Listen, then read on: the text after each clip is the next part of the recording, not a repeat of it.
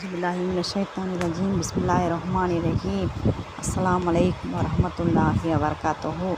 இப்போ நான் ஒன்று சொல்ல போகிறேன். என்னன்னா இப்போ நமக்கு அல்லாஹ் தாலா எல்லாருக்கும் மன்னரை வாழ்க்கை இப்போ நரகம் எல்லாமே நமக்கு சொல்லியிருக்கான். நிறைய கிதாபுகள்லேயே நமக்கு அல்லாஹ் தாலா சொல்லியிருக்கான். சொர்க்கம் நரகம் எல்லாமே நமக்கு சொல்லியிருக்கான். இப்போ நான் சொல்கிறது நரகத்தில் பாவிகளுக்கு எவ்வளோ வேதனை, எவ்வளோ கஷ்டம் எல்லாத்தையும் அல்லாஹ் நம்ம கிதாபுகள்லேயே இறக்கி வச்சுருக்கான். அதை நம்ம ஓதிட்டு வரணும்னு சொல்லி எல்லாமே கிதாபுகள்லேயே இறக்கி வச்சுருக்கான். இப்போ நான் நானும் துவா சொல்கிறேன். அது என்னன்னா, கப்ரில் பாவிகளுக்கு காலையிலையும் மாலையிலையும் நரகம் காட்டப்படும். அல்லாஹ் தஆலா கபருடைய வேதனை பாவிகளுக்கு காலை மாலை நரகம் காட்டப்படும்.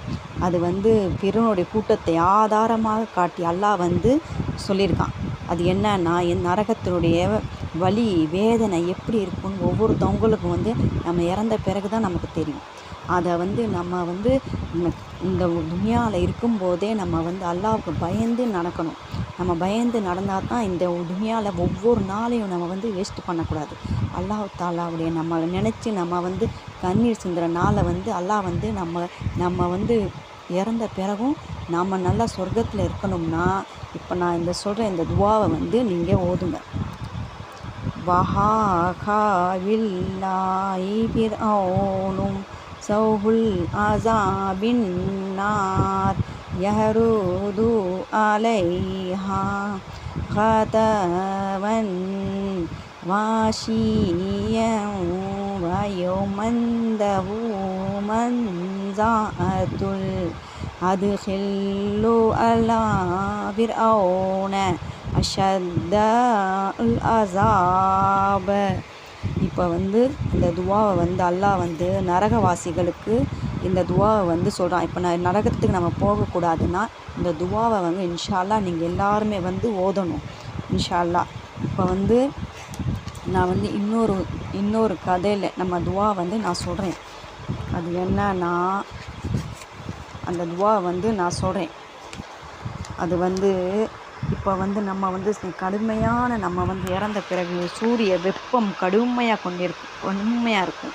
அப்போ எந்த சந்தர்ப்பத்திலிருந்தும் நாம் தப்பிக்கவே முடியாது. நம்ம எவ்வளோதான் நம்ம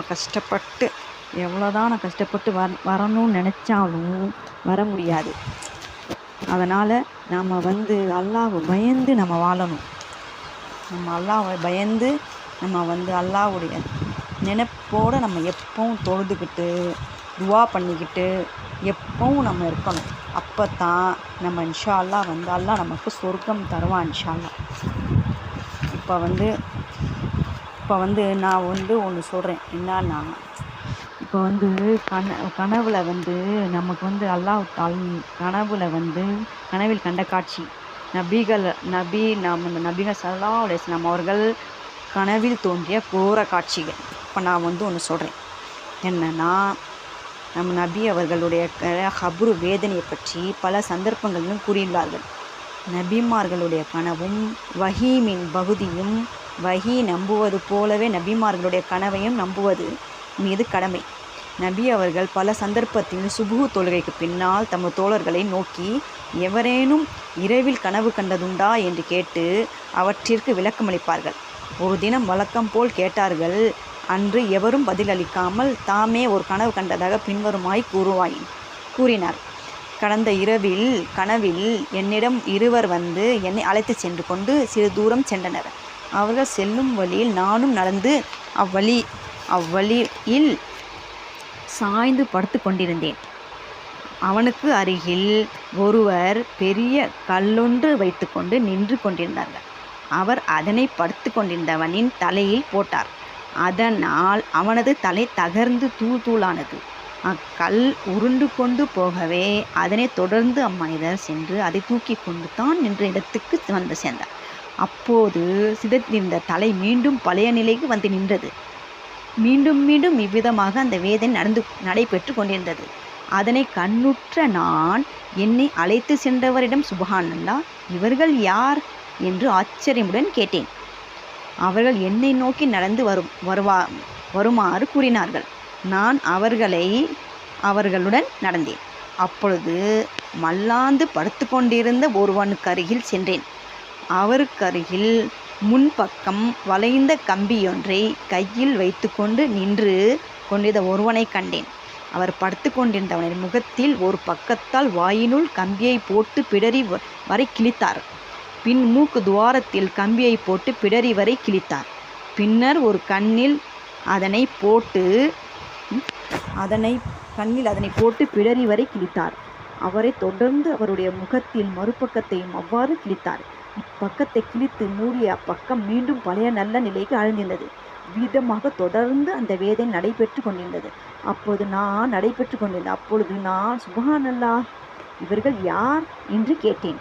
அதற்கு அவர்கள் தொடர்ந்து நடக்குமாறு என்று கூறினார்கள். நாங்கள் நடந்தோம். இதெல்லாம் ரசூலுல்லாஹி நபி ஸல்லல்லாஹு அலைஹி வஸல்லம் அவர்களுக்கு வந்த கனவுகள்.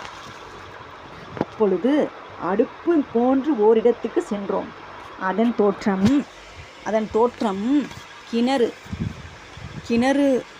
கிணறு போன்று அழகான ஒரு பொந்தாக இருந்தது.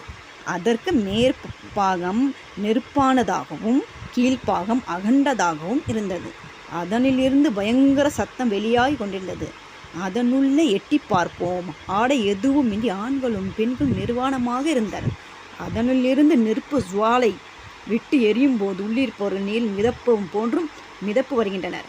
அதிலிருந்து அவர்கள் வெளியேறி விடக்கூடிய அளவு மேல் மட்டத்திற்கு வருகின்ற போது நெருப்பு அணைந்தும் மீண்டும் அடித்தளத்துக்கு சென்று விடுகிறது. இவ்வளவு வேதனை எதற்காக செய்கிறார்கள்?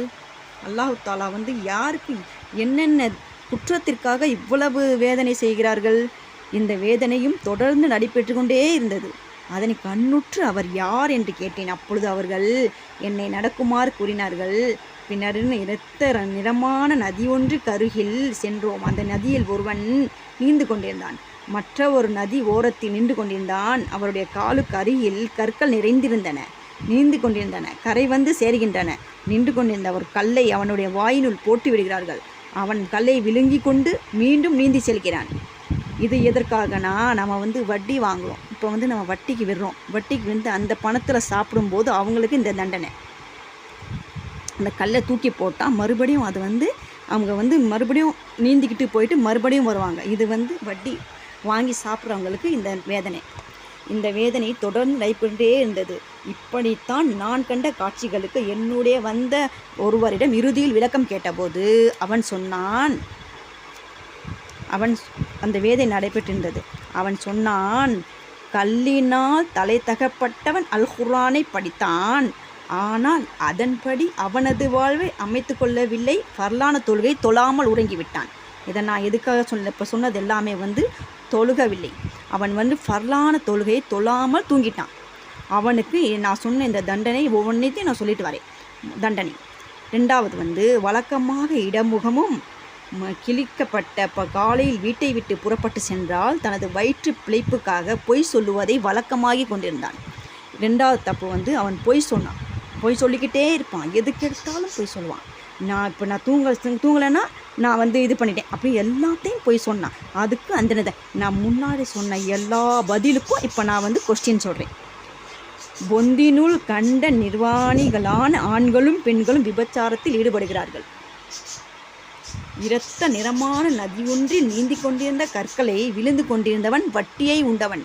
நான் சொன்னேன்ல, அது வட்டியை கொடுத்துட்டு சாப்பிட்றான். அவன் ரத்தம் அல்லாஹ் தாலா நீங்கள் சாப்பிட்ற கொஞ்சம் வட்டி பணத்தை அல்லாஹ் தாலா என்ன பண்ணுறான், அந்த அங்கே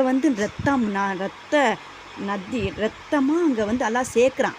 இவன் இந்த மறுமையிலேருந்து நமக்கு அதில் நீச்சல் அடிக்க வைக்கிறான். அப்போ எவ்வளோ கஷ்டம் இருக்கும். இப்போ நான் சொன்னது எல்லாத்தையும் நம்ம இன்ஷால்லா வாழ்க்கையில் நேர்மையாக இருக்கணும். இன்ஷால்லா நம்ம நரகத்தை அல்லாஹ் தாலா எல்லா கிதாபுகளிலும் நமக்கு சொல்கிறோம். மாடி நாம் நபி ஸல்லல்லாஹு அலைஹி வஸல்லம் எல்லாம் சொல்கிறாங்க. சொன்னதை நான் உங்களை சொல்கிறேன். நபி ஸல்லல்லாஹு அலைஹி வஸல்லம் அவங்க கனவுல இது எல்லாத்தையும் கண்டாங்க.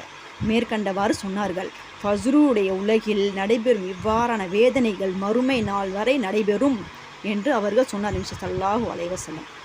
இதெல்லாம் வந்து நான் சொன்னது எல்லாமே வந்து மறுமை நாளில் நரகவாசிகளுக்கு அல்லாஹ் தாலா வந்து அங்கே கொடுக்குற வேதனைகள் கஷ்டங்கள் எல்லாமே வந்து அல்லாஹ் நம்ம மூமின்கள் யாருக்கும் இன்ஷா அல்லாஹ் எந்த வேதனையும் கொடுக்கக்கூடாது. இந்த துனியாவில் நம்ம இருக்கிற வரைக்கும் வந்து நம்ம வந்து அல்லாஹ்வுக்கு பயந்து வாழணும் இன்ஷா அல்லாஹ். நம்ம இந்த வீடியோ பார்க்குற எல்லாருக்கும் நான் சொல்கிறேன், நமக்கு வந்து உலகத்தில் வந்து நம்ம வாழ்கிற கொஞ்ச நாட்களில் வந்து நம்ம வந்து அல்லாஹ்வை பயந்து வாழணும்.